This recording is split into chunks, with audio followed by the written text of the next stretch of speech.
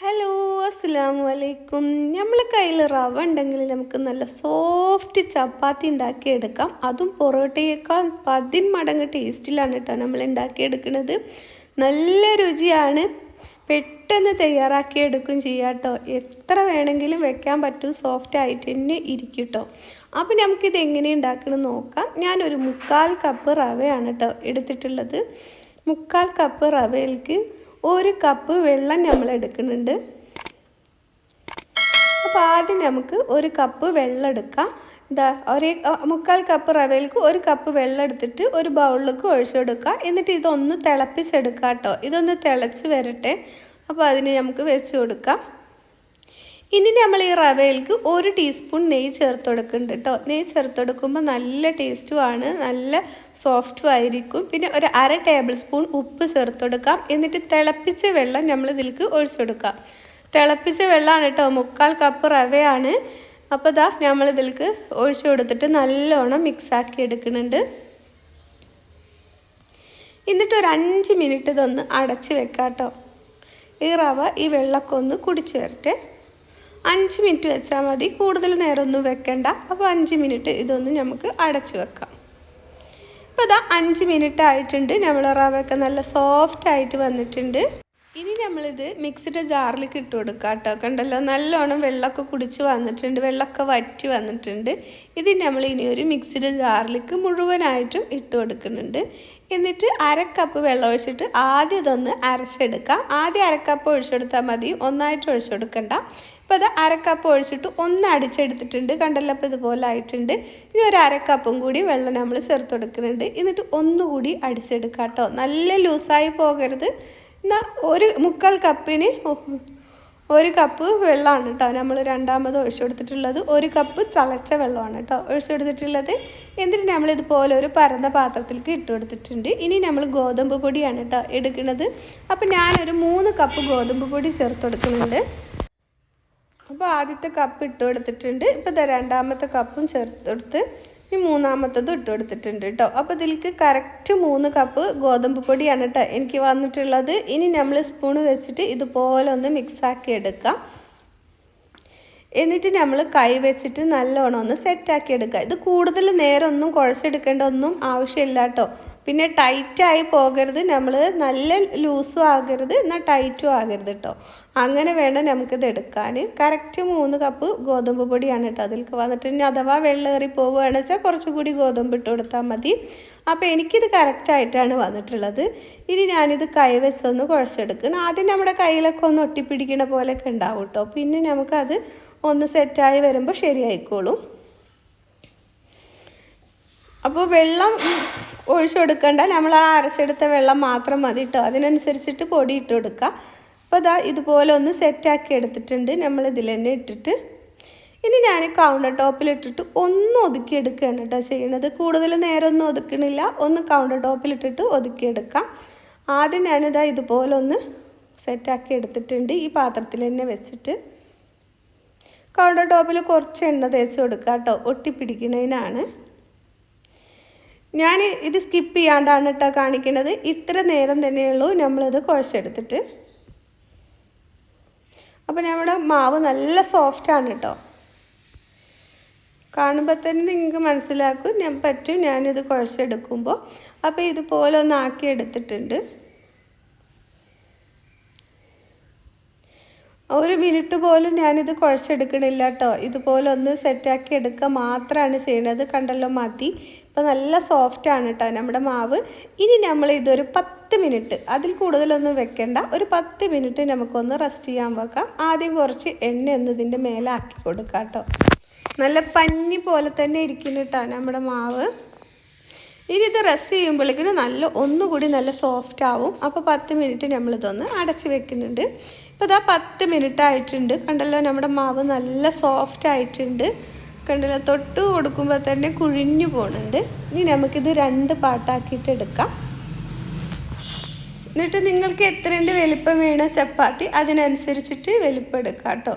ഞാൻ എൻ്റെ കൈവെള്ളയിൽ ഒതുങ്ങണതനുസരിച്ചിട്ടാണ് കേട്ടോ ഓരോന്ന് എടുക്കുന്നത്. ഞാൻ ആദ്യം ഉരുട്ടിയെടുക്കണമെന്നില്ല, ഇതുപോലെ ഒന്ന് പിച്ചിട്ട് കൊടുക്കുകയാണ് കേട്ടോ ചെയ്യുന്നത്. പിന്നെ ഓരോന്ന് ഉണ്ടാക്കുമ്പോൾ ഞാൻ ഉരുട്ടിയെടുക്കലാണ്. അത്രയും നേരം നമുക്ക് സമയം വേസ്റ്റ് ആക്കണ്ടല്ലോ. അപ്പോൾ ഇതാ ഞാൻ ഒന്ന് എടുത്തിട്ടുണ്ട്. എന്നിട്ട് കൈവെള്ളയിൽ വെച്ചിട്ട് ഇതുപോലെ ഒന്ന് ഉരുട്ടിയെടുക്കാം. എന്നിട്ട് ഇതുപോലെ ഒന്ന് പ്രസ് ചെയ്ത് കൊടുക്കാം. നിങ്ങൾക്ക് ഗോതമ്പ് പൊടിക്ക് പകരം അരിപ്പൊടി ഇട്ടിട്ട് പരത്തിയെടുക്കാം കേട്ടോ. എളുപ്പം പരത്തിയെടുക്കാൻ വേണ്ടിയിട്ട് ഞാനിപ്പോൾ ഗോതമ്പ് പൊടി തന്നെയാണ് ഇട്ട് കൊടുത്തിട്ടുള്ളത്.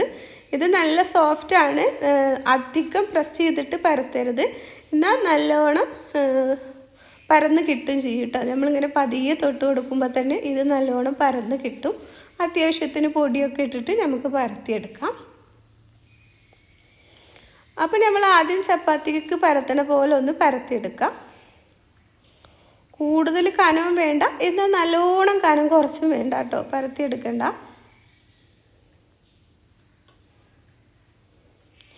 ഇതുപോലെ ഇങ്ങനെ ചപ്പാത്തി പോലെ തന്നെ ഇതുപോലെ ചുട്ടെടുത്തിട്ട് കഴിക്കാം കേട്ടോ. നമുക്ക് പൊറോട്ടയുടെയൊക്കെ ടേസ്റ്റിൽ കഴിക്കണം എന്നുണ്ടെങ്കിൽ അതിനെക്കാട്ടിലും 10 മടങ്ങ് ടേസ്റ്റിൽ കഴിക്കണം എന്നുണ്ടെങ്കിലാണ് നമ്മൾ ഇതുപോലെ ചെയ്യേണ്ടത്.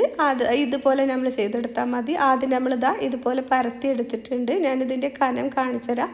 ഇതുപോലെ കേട്ടോ, കനം കുറച്ചാണ് നമ്മൾ പരത്തിയിട്ടുള്ളത്. നല്ല കനം കുറച്ചുമല്ല, എന്നാൽ അത്യാവശ്യം കനം കുറച്ചും പരത്തിയെടുത്തിട്ടുണ്ട്. ഇനി നമ്മൾ എണ്ണ തൂവി കൊടുക്കുക കേട്ടോ. എല്ലാ ഭാഗത്തും ഒന്ന് ബ്രഷ് ചെയ്ത് കൊടുത്താൽ മതി, കൂടുതലൊന്നും ആക്കി കൊടുക്കണ്ട. ഇനി നമുക്ക് കുറച്ച് ഗോതമ്പ് പൊടി ഇട്ട് കൊടുക്കാം.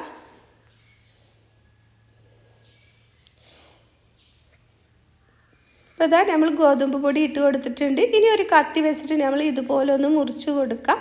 എന്നിട്ട് നമ്മളിത് ഒരു സൈഡിൽ നിന്ന് ഇങ്ങനെ ചുരുട്ടിയെടുത്തിട്ട് വരാം കേട്ടോ. ഇതുപോലെ ഒന്ന് ചുരുട്ടിയെടുത്താൽ മതി. നല്ല ലെയറോട് കൂടി നല്ല സോഫ്റ്റ് ആയിട്ടുള്ള പൊറോട്ടേനേക്കാളും ടേസ്റ്റാണ് കേട്ടോ. ഇതുപോലെ നമ്മൾ ഉണ്ടാക്കിയെടുത്തിട്ടുണ്ടെങ്കിൽ നിങ്ങൾക്ക് ഗോതമ്പ് പൊടി വെച്ചിട്ട് പൊറോട്ട ഉണ്ടാക്കി കഴിക്കാൻ ഇഷ്ടമില്ലാത്തൊരു ഇതുപോലെ ഉണ്ടാക്കിയിട്ടുണ്ടെങ്കിൽ നമ്മൾ മൈദയൊക്കെ വെച്ചിട്ടുണ്ടാക്കി ആ ടേസ്റ്റിൽ ഉണ്ടാക്കി കഴിക്കാൻ പറ്റും. നല്ല സോഫ്റ്റുമാണ് കേട്ടോ, നല്ല ടേസ്റ്റുമാണ്. എന്നിട്ട് ഇതുപോലെ കുത്തിന് വെച്ചിട്ട് നമുക്ക് ഇതുപോലെ ഒന്ന് അമർത്തിയെടുക്കാം. എല്ലാതും നമുക്ക് ഇതുപോലെ ചെയ്തെടുക്കാം കേട്ടോ.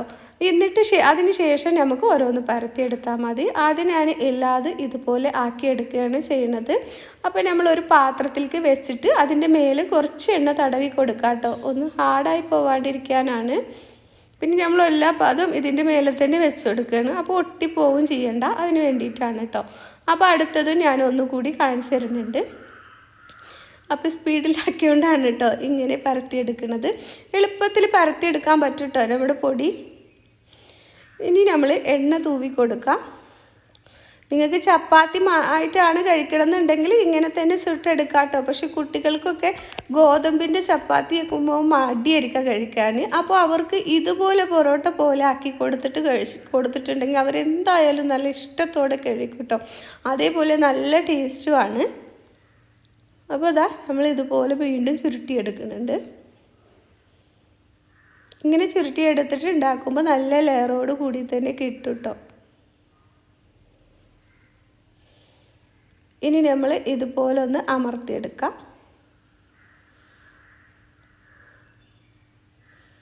അപ്പോൾ ഈ ഭാഗം ഒന്ന് താഴേക്ക് വെച്ച് കൊടുക്കുക. എന്നിട്ട് ഇതുപോലെ ഒന്ന് അമർത്തിയെടുത്തിട്ടുണ്ട്. ഇങ്ങനെ ബാക്കിയുള്ളതൊക്കെ നമുക്ക് ഒന്ന് ചെയ്തെടുക്കാം കേട്ടോ.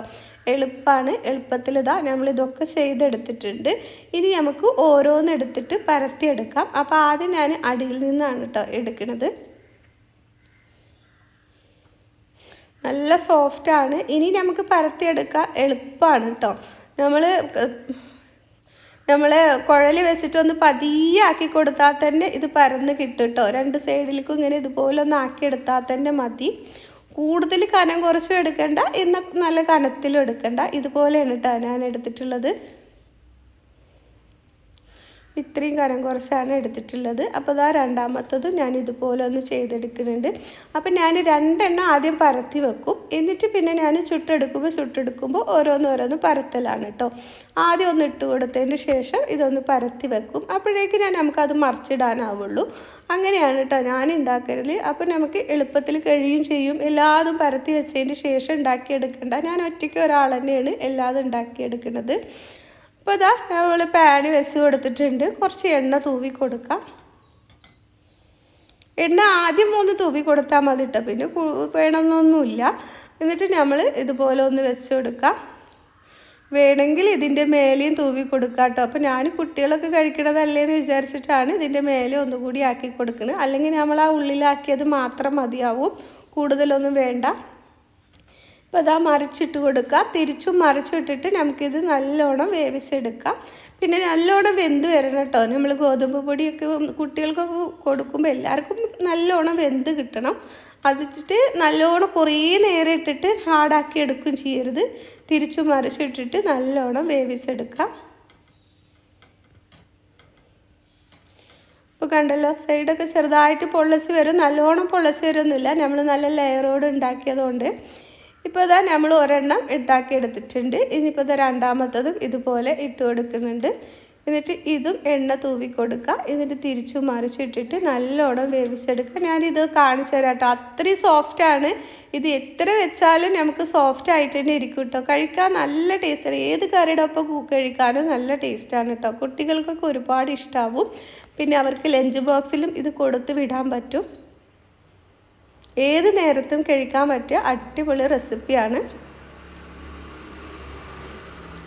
നമ്മളിതിൽ ഒട്ടും തന്നെ മൈദ ചേർത്തിട്ടില്ല. ഇപ്പോൾ ഇത്രയും നമ്മൾ ഉണ്ടാക്കിയെടുത്തിട്ടുണ്ട്. ഇനി ഞാൻ ഒരു 6-7 എണ്ണം നമ്മളിത് ചുട്ടെടുത്തിട്ടുണ്ട് കേട്ടോ. ഇനി ഞാനിത് വെറുതെ ഒന്ന് തട്ടി കൊടുക്കുന്നുണ്ട് കേട്ടോ.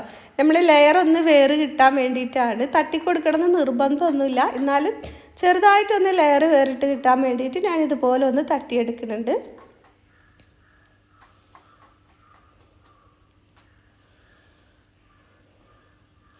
ഇപ്പോൾ കണ്ടല്ലോ, നമ്മളെ ലെയറൊക്കെ വേറിട്ട് കിട്ടിയിട്ടുണ്ട്. നല്ല സോഫ്റ്റാണ് ഇത്. നല്ല ടേസ്റ്റാണ് കേട്ടോ. നമ്മൾ റവ കൂട്ടി ഉണ്ടാക്കിയതുകൊണ്ട്. ഇനി ഞാൻ ഒരെണ്ണം എടുത്ത് കാണിച്ചു തരാം എത്രയുണ്ട് ഇത് ലെയർ ഉണ്ടെന്ന്.